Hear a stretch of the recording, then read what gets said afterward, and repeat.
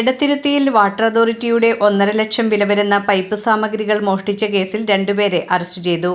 ചന്ദ്രാപിന്നി സ്വദേശികളായ ഈരാറ്റ് വീട്ടിൽ 36 വയസ്സുകാരനായ ഗോകുൽ, ഭഗവതിപ്പറമ്പിൽ വീട്ടിൽ 41 വയസ്സുകാരനായ സന്ദീപ് എന്നിവരെയാണ് അറസ്റ്റ് ചെയ്തത്. കയ്പമംഗലം എടത്തിരുത്തി CV സെന്ററിന്റെ വടക്കുഭാഗത്ത് വാട്ടർ അതോറിറ്റി ടാങ്കിന് താഴെ എടത്തിരുത്തി പഞ്ചായത്തിലെ വാട്ടർ ലീക്ക് മെയിൻ്റനൻസ് ജോലികൾക്കായി സൂക്ഷിച്ചിരുന്ന 1,44,535 രൂപ വില വരുന്ന കാസ്റ്റ് അയൺ സ്പെഷ്യൽസ് മോഷ്ടിച്ച കേസിലാണ് 2 പേരെ തൃശൂർ റൂറൽ പോലീസ് അറസ്റ്റ് ചെയ്തത്. പ്രതികൾ ചന്ദ്രാപിന്നി, പുളിഞ്ചോട്, പാലപ്പെട്ടി എന്നീ സ്ഥലങ്ങളിലെ ആക്രിക്കടകളിൽ വിൽപ്പന നടത്തിയിരുന്ന മോഷണ മുതലുകൾ കണ്ടെത്തിയിട്ടുണ്ട്.